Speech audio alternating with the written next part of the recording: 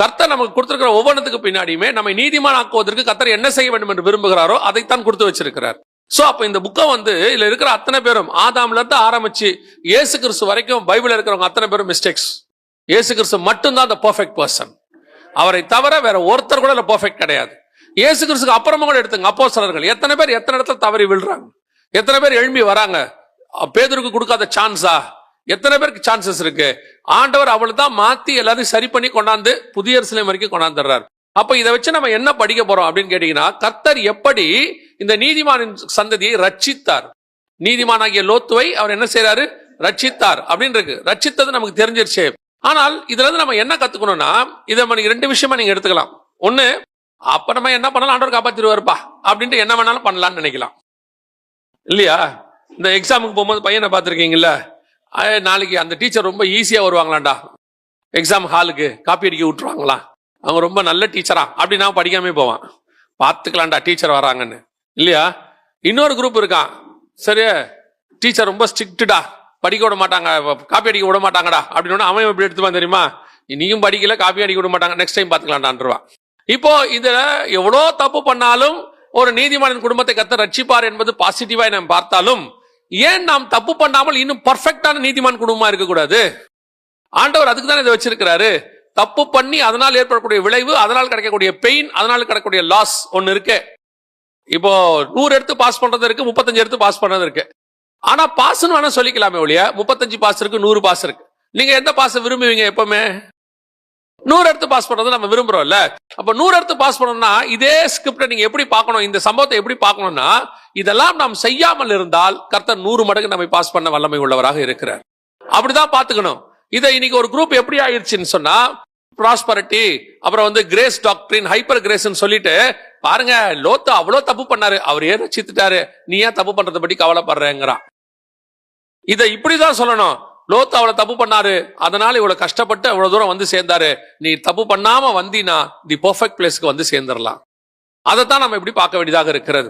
இதுல நம்ம மிக முக்கியமாக லோத்துவை குறித்து பார்க்கும்பொழுது அவன் இருதயத்தில் நீதிமானாக இருக்கிறான், மாற்று கருத்தே கிடையாது. அதே நேரத்துல தன் வாழ்க்கையில கர்த்தரிடம் சாட்சி வாங்குறான், அவன் நீதிமானாக இருக்கிறான். அல்லேலூயா. அப்போ இந்த லோத்து பண்ண மிஸ்டேக்ஸ் அதான் அங்கதான் பிரச்சனை இருக்கு. லோத்து எதனால் இப்படி ஒரு சூழ்நிலை வந்தது அப்படின்னு சொல்லும் போது, நிறைய பேர் லோத்து சோதமுக்கு போனது தப்பு தப்பு தப்புன்னு சொல்லுவாங்க. ஆனால் லோத்து சோதமுக்கு போனது தப்பா சரியாங்கிறத விட நிறைய பேர் சொல்ற வார்த்தை என்னன்னா, ஆபிரகாம் கூட இருந்திருக்கலாம், தப்பு கிடையாது. ஆபிரகாம் கூட இருக்கிறது ஒன்றும் தப்பான விஷயமே கிடையாது. ஆனால் தேவ திட்டத்தில் எப்பவுமே லோத்து ஆபிரகாமோடு இல்லை. அதை நீங்க தெரிஞ்சுக்கணும் நல்லா. தேவ திட்டத்தில் எப்பவுமே லோத்து ஆபிரகாமோடு இல்லை. நீங்க வாசிங்க 12ஆம் அதிகாரம் 1வது வசனம் வாசிங்க. ஆதியாகமத்தின் புஸ்தகம் 12:1 வாசிங்க. கர்த்தர் பர்டிகுலரா சொல்றாரு, உன் தேசத்தையும் உன் இனத்தை, அதுல சேர்ந்தவன் தான் லோத்து, அதையும் சேர்ந்தவன் லோத்து. இன்னும் உங்களுக்கு வெளிப்படையா சொல்லணும்னா, அப்போஸ்தலர் நடவடிக்கைகள் 7ஆம் அதிகாரம் 2வது வசனம் வாசிங்க பாபு. அதற்கு அவன், சகோதரரே, பிதாக்களே, கேளுங்கள்.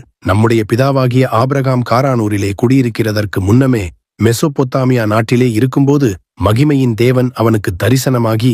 அதாவது நீங்க வாசிங்களே ஆதியாகமம் 12:1, அதுக்கு முன்னாடி நடக்கிற சம்பவம் இது. காரானூரில் குடியிருக்கும் முன்னமே எங்க இருக்கும்போது, ஆதியாகமம் 11:31 இருக்குது இல்லையா, ஊர் என்கிற கல்தேயர் பட்டணம், அங்க இருக்கும்போது பேசுறாரு இவரு. இது அங்கிருந்து புறப்பட்டு ஆரோன்ல பேசுறதா இங்க இருக்கு. எதுல? 12:1 இருக்கு. அதுக்கு முன்னாடி, கிளம்புறதுக்கு முன்னாடி உள்ளதை பத்தி தான் ஸ்தேவான் சொல்றாரு. மெசொப்பொத்தாமியா தேசத்தில் இருக்கும் பொழுது மகிமையின் தேவன் அவனுக்கு தரிசனமாகி உன் தேசத்தையும், அங்கேயே சொல்லிட்டாரு, புறப்படும் போதே சொல்லிட்டாரு, இவனை கூட்டு வராதன்ட்டாரு, யாரையும் கூட்டு வராதன்ட்டாரு. ஆனா ஆபிரகாம் புறப்படும் போது எப்படி புறப்பட்டாரா? ஆதியாகமம் 11:31 சொல்லுது, தேராக தன் குமாரனாகிய ஆபிரகாமையும் ஆரான் குமாரனாகிய லோத்துவையும், பேரனுமாயிருந்த லோத்துவையும், தன்னுடைய மருமகளாயிருந்த சாராயும் அழைத்து கொண்டு ஊர் என்கிற கல்தேயருடைய பட்டணத்தை விட்டு கானான் தேசத்துக்கு போக புறப்பட்டான். அப்போ புறப்படும் போது ஒரு பெரிய பரிவாரம் புறப்பட்டு இருக்கு. ஆனா காடோடைய பிளான்ல அப்பவே லோத்து கிடையாது, 2 இடத்துலயுமே கிடையாது. எங்க? மெசொப்பொத்தாமியா தேசத்திலும் கிடையாது, ஆரானுக்கு வரும்போதும் கிடையாது. கானானுக்கு வரக்கூடிய லிஸ்ட்ல யார் கிடையாது? லோத்து கிடையாது. லோத்துடைய பிளான் வேற, ஆரான் வேறு. அந்த ஆரான்ல இருக்க வேண்டிய ஆள் தான் இவன். அங்கிருந்து எடுக்கணும். தேராக்கு 3 பேர் பிறப்பாங்க, ஆரான், நாகோர், ஆபிரகாம், 3 பேர் பிறப்பாங்க. அந்த ஆரான் இறந்துருவான், நாகோர் இருப்பான். நாகோருடைய பொண்ணை தான் ஈசாக்கு எடுத்தாங்க. இதே மாதிரி இவரு இங்கதான் இருந்திருக்கணும். இவர் பொண்ணுங்க ஆபிரகாம் சந்ததிக்குள்ள வரணும். ஆனா இவர் ஆபிரகாம் கூட வந்துட்டார். வந்ததனுடைய விளைவு என்ன ஆகி போச்சு? கர்த்தர் இவரை கூட்டிட்டு வரவே சொல்லல. இப்போ இவர் என்ன பண்றாரு? இவர் கூட வந்துட்டார். சோ இப்ப இவரை பிரிக்கணும். இவரை பிரிக்கிறது காட்ஸ் பிளான். இப்ப நீங்க வாசிச்சு பாருங்க, 13ஆம் அதிகாரத்துல வாசிச்சு பாருங்க. ஆதியாகமத்தின் புஸ்தகத்துல 14வது வசனம் வாசிங்க. லோத்து ஆபிரகாமை விட்டு பிரிந்த பின்பு இப்ப ஆபிரகாமுக்கு கர்த்தர் ஏதோ கொடுக்கணும். ஒரு ஒரு பவுண்டரி, எல்லை வகுக்க வேண்டி இருக்கிறது. அந்த எல்லையை இன்னும் கொடுக்காமலேயே இருக்கிறாரு. ஆனா ஆபிரகாம் கானானுக்கு வந்தது எப்ப தெரியுமா? 12ஆம் அதிகாரத்துல 5வது வசனத்திலேயே அவர் வந்துட்டாரு இல்லையா? ஆனால் ஆபிரகாம் கிட்ட கர்த்தர் இன்னும் பேசவே இல்லை. உன் பவுண்டரி என்ன, நீ எப்போ இது பண்ணுவ, எதுவுமே சொல்லல. எப்ப சொல்றாரு? லோத்து பிரிந்த பின்பு. அப்ப லோத்து ஆபிரகாம் ஒன்னா இருக்கிறது கர்த்தருடைய திட்டத்துல ஆரம்பத்துல இருந்து இல்ல. சோ லோத்துக்கு வேற பிளான் இருக்கு. ஆனா லோத்தோடைய பிரச்சனை என்ன? Always travelling with some other vision. இன்னொருத்தருடைய தரிசனத்தோடு ஓடிக்கொண்டே இருப்பான். உன் தரிசனத்தோடு கூட ஓடுவதற்கு கர்த்தர் சிலரை கொடுத்திருப்பார். அவங்க தான் உன் தரிசனத்தை, சாரால் மட்டும் தான் உன் தரிசனத்துல வர முடியும். தேராக வர முடியாது. அதனாலதான் தேராக ஆரானிலே மரித்தான். அவன் அங்கே செத்து போயிடுவான். லோத்து ஆபிரகாமுடைய லிஸ்ட்ல கிடையாது. இப்ப லோத்து பிரிந்து போகணும். ஆபிரகாமுடைய தரிசனம் யாருக்குரியது? சாராளுக்குரியது. 2 பேர் தான் வர முடியும். இங்க என்ன நடக்குது? லோத்து கூட ஒட்டிட்டு வராரு. இன்னொருத்தன் தரிசனத்தில் அவர் வராரு. இன்னொருத்தன் தரிசனத்துல வரும்போது வாய்ப்பே கிடையாது. கர்த்தர் பிரிக்கத்தான் செய்வார். கர்த்தர் உங்களை யாரோடு கூட இணைத்தாரோ நீங்க அவங்க தான் இருக்கணும். எல்லாம் நீங்க ஆபிரகாம் வியூல இருந்து பாக்குறீங்க, நீங்க லோத்து வியூல இருந்து பாருங்க. கர்த்தர் உன்னை யாரோட இணைத்தாரோ நீ அவங்க கூட தான் இருக்கணும். நீ அவங்க கூட தான் டிராவல் பண்ண முடியும். அந்த விஷன் தான் உனக்கு செட் ஆகும். யோவாபு தாவீதோட தான் இருக்கணும். யோவாபால சாலமோனோட கூட போக முடியாது. அந்த தரிசனத்துல அவன் தான் போக முடியும். எலியா கூட தான் இருக்கணும். யோசுவா மோசே கூட தான் இருக்க வேண்டும். ஆரோனால போக முடியாது. இதுதான் நீங்க ரொம்ப இம்பார்ட்டன்ட். ஆனால் லோத்து என்ன செய்யறாரு? இவர் கூட டிராவல் பண்றாரு. நம்மள அநேகர் அப்படித்தான் இருக்கிறோம். அப்படியே இன்னொருத்த தரிசனத்தோடு ஒட்டிட்டு ஓடுறோம். உனக்கு ஒரு தரிசனம் இருக்கு. உன் தரிசனத்தை கொண்டுதான் கர்த்தர் நடத்துவார்.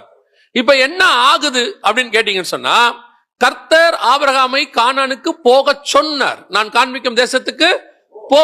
ஆனா இங்க லோத்து பண்ண பிரச்சனை என்ன? 13ஆம் அதிகாரம் 10வது வசனத்துல இருந்து வாசிங்க பாப்போம். அப்பொழுது லோத்து தன் கண்களை ஏறெடுத்து பார்த்து யோர்தான் நதிக்கு அருகான சமபூமி முழுவதும் நீர்வளம் பொருந்தினதாயிருக்க கண்டான். கர்த்தர் சோதோமையும் கொமோராவையும் அழிக்கும் முன்னே சோவாருக்கு போம் வழி மட்டும் அது கர்த்தருடைய தோட்டத்தைப் போலவும் எகிப்து தேசத்தைப் போலவும் இருந்தது. அப்பொழுது லோத்து யோர்தானுக்கு அருகான சமபூமி முழுவதையும் தெரிந்து கொண்டு கிழக்கே பிரயாணப்பட்டு போனான். இப்படி அவர்கள் ஒருவரை ஒருவர் விட்டு பிரிந்தார்கள். யார்